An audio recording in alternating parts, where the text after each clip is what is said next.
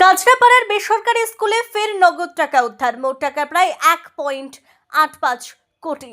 কালো টাকার অভিযোগে তোপ বীজপুর বিধায়কের। গত 10 জুন বুধবার রাতে বীজপুর থানার পুলিশ কেন্দ্রীয় বাহিনীকে সঙ্গে নিয়ে কাঁচরাপাড়ার একটি বেসরকারি ইংরেজি মাধ্যম স্কুলে তল্লাশি চালিয়ে প্রায় 1,77,00,000 টাকা উদ্ধার করেছিল। পাশাপাশি স্কুল চত্বরে একটি সুসজ্জিত বেডরুম থেকে নিষিদ্ধ বস্তুর প্যাকেট উদ্ধার হয়। ওই ঘটনায় স্কুলের কোষাধ্যক্ষ অভিক নাগ ও সহকারী হিসাবরক্ষক সায়ন পালকে গ্রেপ্তার করে জিজ্ঞাসাবাদ শুরু করে পুলিশ। তদন্তের সূত্র ধরে গত 15 জুন সোমবার গভীর রাতে ফের ওই স্কুলে হানা দেয় বীজপুর থানার পুলিশ। ধৃত দুজনকে সঙ্গে নিয়েই চলে তল্লাশি অভিযান। পুলিশ সূত্রে জানা গিয়েছে, ওই দিন আরো প্রায় 8 লক্ষ টাকা উদ্ধার হয়েছে। ফলে মোট উদ্ধার হওয়া নগদের পরিমাণ বেড়ে দাঁড়ালো প্রায় 1,85,00,000 টাকা। আর কোথাও বেআইনিভাবে টাকা গচ্ছিত রাখা হয়েছে কিনা তা ধৃত দুজনকে জেরা করে পুলিশ জানার চেষ্টা করছে। এদিকে এই বিষয়ে বীজপুরের বিধায়ক সুদীপ্ত দাস বলেন, সবটাই বীজপুরের প্রাক্তন বিধায়ক সুবোধ অধিকারী এবং তার ভাই কাঁচরাপাড়ার চেয়ারম্যান কমল অধিকারীর কালো টাকা। শুধু একটা স্কুলে নয়, আমার ধারণা আরো অনেক জায়গায় বিভিন্ন প্রতিষ্ঠানে যে জায়গাগুলো ওদের কাছে নিরাপদ মনে হয়েছে, সেখানে যেখানে কারোর নজর পড়বে না সেখানে টাকাগুলো রেখে দিয়েছে। না হলে একটা স্কুলে এত নগদ টাকা থাকতে পারে না। বিধায়কের অভিযোগ, 2022 সালে চিটফান্ড মামলায় যখন সুবোধ অধিকারীর বাড়িতে সিবিআই তল্লাশি করেছিল, তখন থেকেই ওরা টাকা লুকোনোর জায়গা খুঁজছিল। কমল অধিকারী সহ এফআইআরে যাদের নাম রয়েছে তাদের পুলিশ খুঁজে বের করে হেফাজতে নিয়ে জিজ্ঞাসাবাদ করলে আরো বিপুল কালো টাকার হদিশ পুলিশ পাবে। একই সাথে স্কুলটিকে কমল তার আমোদ প্রমোদের জায়গা বানিয়েছিল বলে বিধায়ক অভিযোগ করেন। বীজপুরের একটি বেসরকারি ইংলিশ মিডিয়াম স্কুল থেকে কোটি কোটি টাকা উদ্ধার, তারপরেও আবার 8 লক্ষ টাকা উদ্ধার, কি বলবেন? হ্যাঁ, যেদিন তো উদ্ধার হলো আপনারা সকলেই দেখেছেন। এই টাকা গোনার মেশিন নিয়ে এসে সকাল অব্দি টাকা গুনে 1,77,00,000 টাকা পাওয়া গেছে।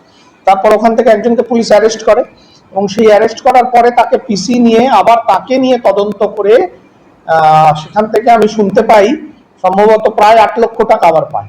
মানে ভাবুন, একটা স্কুলে টুকরো টুকরো ছেঁড়া ছেঁড়া টাকা পাওয়া যাচ্ছে বিভিন্ন জায়গায়। আরো তদন্ত করলে আরো বেরোবে। এবং আমি বলছি যে সবটাই এটা কমল অধিকারী এবং সুবোধ অধিকারী এদের ব্ল্যাক মানি। এবং এটা একটা স্কুলে নয়, আমার ধারণা আরো অনেক জায়গায় বিভিন্ন প্রতিষ্ঠানে যারা যে জায়গাগুলো সেফ মনে হয়েছে, যে কারুর নজর পড়বে না, সেই জায়গাগুলোতে এই টাকাগুলো রেখেছে। তাহলে একটা স্কুলে এত টাকা এইভাবে ক্যাশ টাকা থাকতে পারে না। একদম ওদের 2022 সালে ওদের সিবিআই রেড হয়েছিল ওই চিটফান্ড মামলায়, এবং তখন থেকেই ওরা এই টাকাটা লুকানোর জায়গা খুঁজছে। ফলে স্কুলকে খুঁজেছে যেখানে আমরা ভাবতেই পারবো না যে সেখানে টাকা আছে। আমার ধারণা এরকম যে আরো অনেক জায়গায় আছে, সবটাই এদের ব্ল্যাক মানি। এবং পুলিশ যদি এটার আরো ডিপে গিয়ে তদন্ত করে এবং এদের কাস্টাডিতে নিতে হবে, কমল অধিকারীকে পুলিশকে খুঁজে বার করে কাস্টাডিতে নিতে হবে, এবং তার থেকেই আরো এদের এই বিপুল ব্ল্যাক মানির সন্ধান পুলিশ পাবে। স্কুল যেখানে একটা শিক্ষা প্রতিষ্ঠান, যেখানে আপনি আমি সবাই পড়াশোনা করছি, তার মধ্যে টাকা কতটা ভয়ঙ্কর।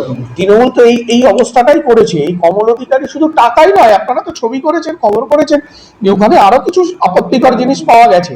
তার মানে শিক্ষা প্রতিষ্ঠানকে তৃণমূল কোন জায়গায় নিয়ে গেছে। ওদের একটা চরম লম্পট এই কমল অধিকারী, মানে তার একটা মানে আমোদ প্রমোদের জায়গা বানিয়ে ফেলেছিল এই স্কুলকে। এই কমল অধিকারীর একটা আমোদ প্রমোদের জায়গা ছিল এই স্কুল, এরকম নোংরা জায়গায় নিয়ে গেছে।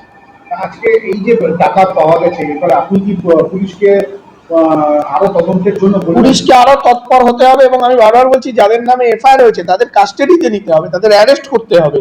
কারণ যতক্ষণ না আরো বাকিরা অ্যারেস্ট হচ্ছে, এদের এই যে বিপুল ব্ল্যাক মানি তার সন্ধান বার করা যাবে না। এদেরকে ইমিডিয়েট এরা যেখানে আছে পুলিশকে খুঁজে বার করে এদের কাস্টাডিতে নিয়ে জিজ্ঞাসাবাদ করতে হবে। আরো অনেক অনেক যাদের নামে এফআইআর হয়েছে প্রথমে তাদের কাস্টাডিতে নিক না কেন, একটা থেকে আরেকটা লিঙ্ক পাবে। আমি বলছি বিপুল ব্ল্যাক মানি এবং বিপুল অস্ত্র ভান্ডার বীজপুরে আছে। যারা ভোটের আগে যে অস্ত্র ওরা মজুত করেছিল সেই অস্ত্র তো ধরা পড়েনি, তার মানে সেই অস্ত্র বীজপুরেই আছে। এটাকে বার করতে হবে পুলিশকে।